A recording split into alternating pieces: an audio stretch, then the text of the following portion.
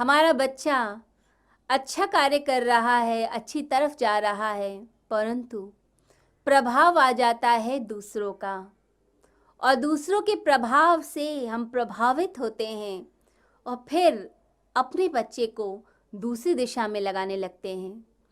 सही दिशा में जा रहा था, मोड़ दिया दूसरी तरफ, तो होगा क्या? असफलता। अगर बच्चा डॉक्टर बन के खुश है तो उसे डॉक्टर बनाइए, फिर उसे आईएएस मत बनाएं।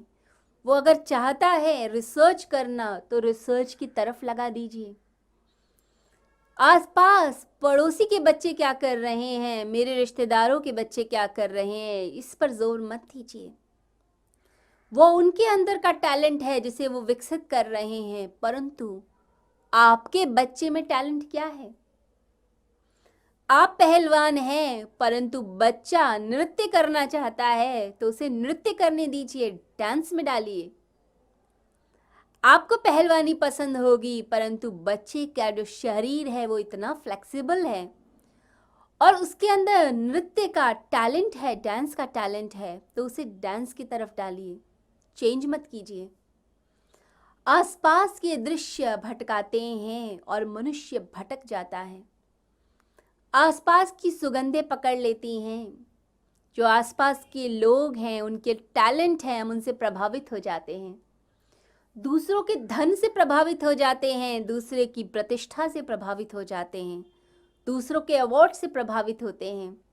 परंतु मनुष्य वही है, वही व्यक्ति योगी है, योग युक्त है, जो अपने को समझता है पहले।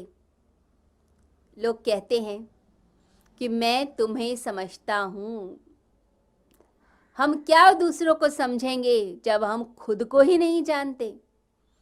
जो मनुष्य स्वयं को नहीं जानता वो दूसरों को क्या जानेगा?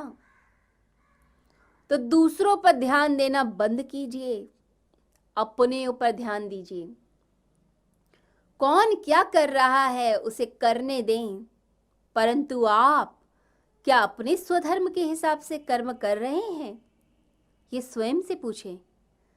खुद से क्वेश्चन पूछिए कि आप क्या कर रहे हैं। कई बार दूसरों की तरह बनने के प्रयास में हम अपनी आत्मा को ही मार देते हैं, आत्महत्या कर लेते हैं। भगवान कोई रिपीटिशन नहीं करते हैं, मनुष्य करता है। जब व्यक्ति कविता लिखता है, एक एज पे आकर जब ओल्ड एज में आ जाता है, तो कई बार पुरानी कविताओं को ही सुधार कर लिखना शुरू करता है, रिपीटिशन स्टार्ट हो जाती है। परंतु भगवान ऐसा नहीं करते, वो नित्य नई नवीन रचनाएं करते हैं, रोज नया सृजन होता है। जब दूसरे की तरह बनने के प्रयास में लग जाते हैं तो समझिए हम अपने आप को मार देते हैं। दूसरे की आत्मा को नहीं पाया जा सकता, दूसरे का आवरण ओढ़ सकते हैं, उसकी जैसा रूप रंग बना लेंगे, बोलचाल कर लेंगे, परंतु आत्मा आपकी अपनी है। आप दूसरे की आत्मा की तरह कभी भी नहीं हो सकते हैं। आपकी आत्मा स्वयं की है।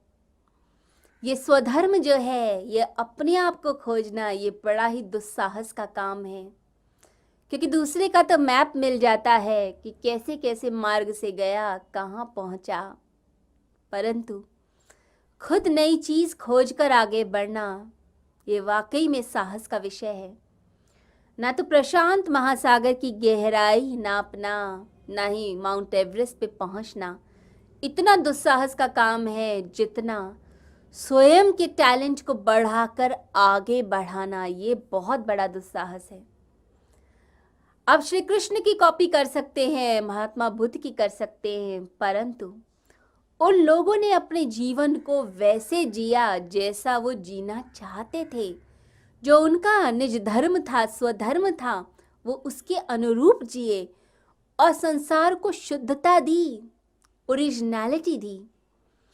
तो इसमें चलना और मार्ग बनाना दोनों एक होते हैं। तो मनुष्य जब स्वधर्म में चलता है तभी वह खुश रह सकता है।